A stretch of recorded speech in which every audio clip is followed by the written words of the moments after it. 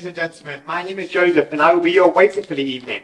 I have just realised I forgot my apron, so I'm going to do a quick jump cut. You know what people do on social media where they jump, they land, they're wearing something different? We're going to try one of those, and it's going to happen in 3, 2, 1. Now, as it says just here, my name is Joseph, and I'm going to be your waiter for the evening. So should we get started with some drinks? Yes. I've got the drinks menu over here. We have 25 different drinks on offer. So that's things like Coca-Cola, vodka, gin, all sorts of different drinks. Over here, could you please give me a number from 1 to 25? 14. 14? Let's take a look. So if you had gone for number 13, you would have had champagne. You went for number 14, which in this case, white wine. Bit early in the day for your first one of those, but that's absolutely fine. I'll see what I can do for you. So, over here, I have one of the restaurant's seafood serviettes, which you can see on front and back. You could have gone for any drink. You went for white wine. I present a bottle of white wine. In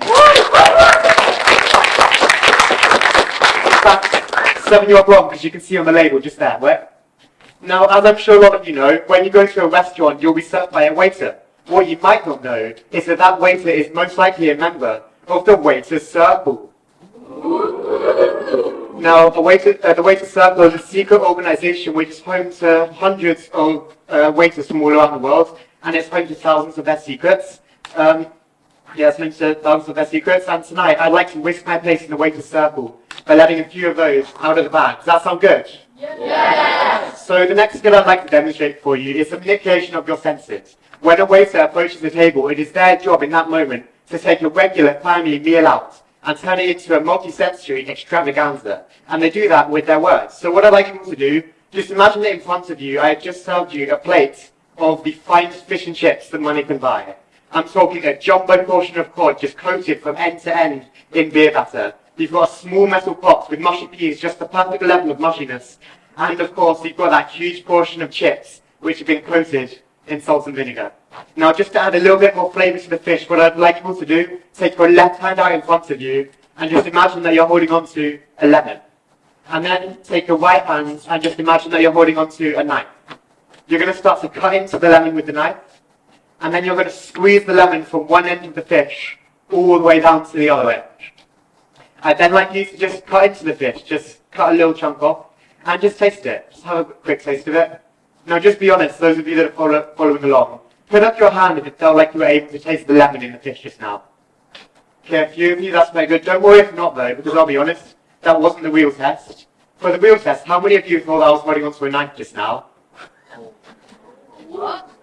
I know, but thank you, one person. But I mean, that's me. I also told you guys that I was holding onto a lemon. I'm actually holding onto my name badge.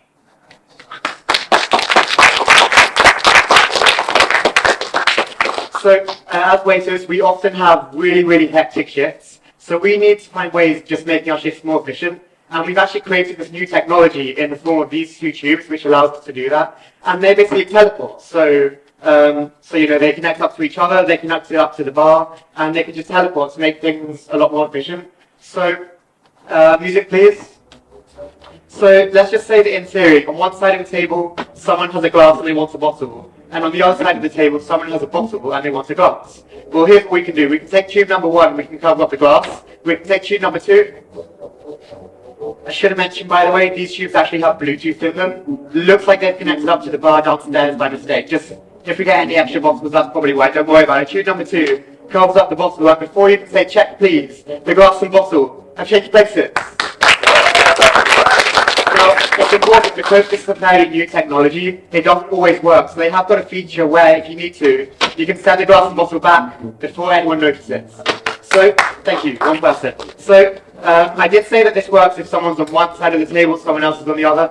At the moment, I know the glass and bottle are quite close to each other, so I'm going to separate them so you can see this also does work long distance. Remember, tube number 1 covers up the bottle. Tube number 2, that's just another bottle from downstairs, don't worry about it. Tube number 2 covers up the glass, and they change places. But remember, I need to make a clean back as well, just in case something goes wrong. So tube 1 covers up the bottle. Tube 2, okay, we've got enough bottles, you can stop setting them up now. Tube number 2 covers up the glass, and they change places, and that's what we do in the most hectic situations. Now, this is good when it's pretty busy. But there was this one night that I don't like to talk about much, but just because it's J Day, which we all know does stand for Joseph Day, I'll tell you all about it, okay? So it was so busy, I'd never seen anyone more busy, and to make things worse, one of the tubes wasn't even working. Here's what it looked like. Someone over here, they had a glass, they wanted a bottle. Someone over here had a bottle, they wanted a glass. Someone else wanted an inside bottle, just for themselves. Someone over here, they finished their glass, they wanted a bottle back. Someone else, they finished their bottle, they wanted a glass. Same person as before, wanted another bottle, just for the stuff. Luckily, the second tube started working again, but I was so back on the orders, I had to work at double the speed. So, the person over here wanted a bottle, the person over here wanted a bottle. Two people on different tables wanted bottles, two people on different tables wanted glasses. At the end of the night, there was this same person before wanted another two bottles for himself. And that just meant at the end of my shift, I had to leave one bottle for myself. Bye.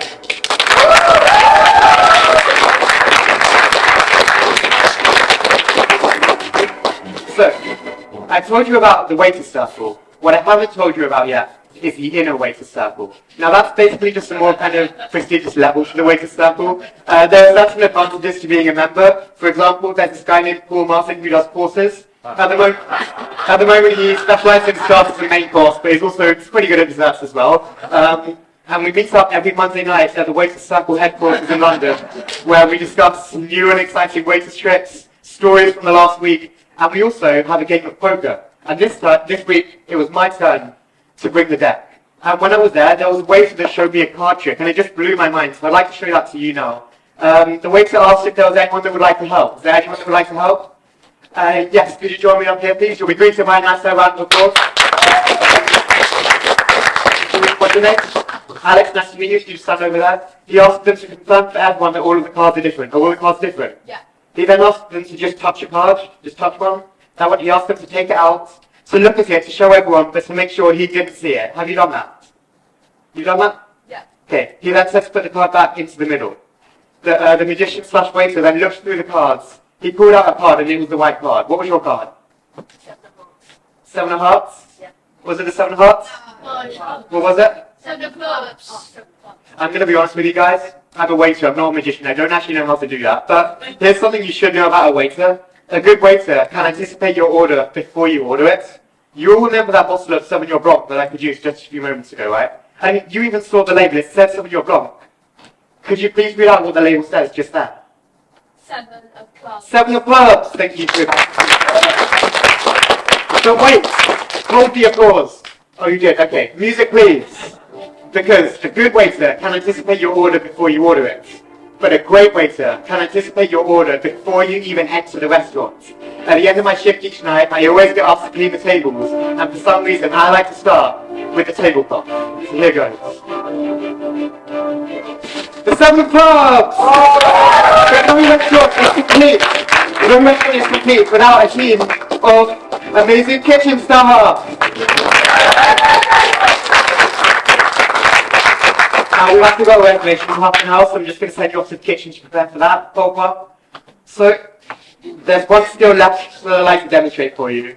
And it's kind of considered the holy grail of waiters tricks in the inner waiter circle. You can only learn this if you've been a member for at least 90 years, and its president, who is currently Barwin Murgath, decides that you're worthy. Now, I'm only 17, so I haven't actually learned this yet. I'm going to try it anyway, and it's a skill of turning tables. What that means is that after a group leaves the restaurant, I need to really quickly reset the table so that another group can sit down. This will not only maximize the restaurant's profits, but most importantly, it will maximize the tips that I get. So the slow way of doing that is you take everything off the table, you put the tablecloth on, and then you put everything else back on. The fast way of doing it is to take a tablecloth and just swipe it on underneath all of these plates, cups and bowls. So remember, I'm only 17, I don't know how to do this, I'm going to give it a go anyway. Putting the tablecloth back onto the table. 3, 2, 1, just like that.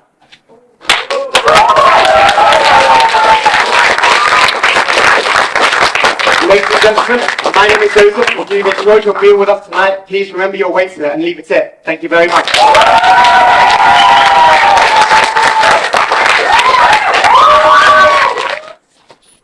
Second place.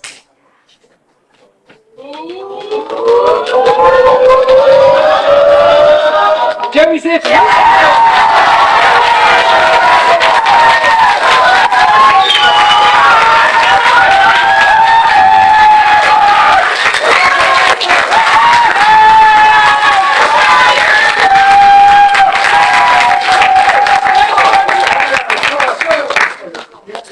Seriously? Yeah. What?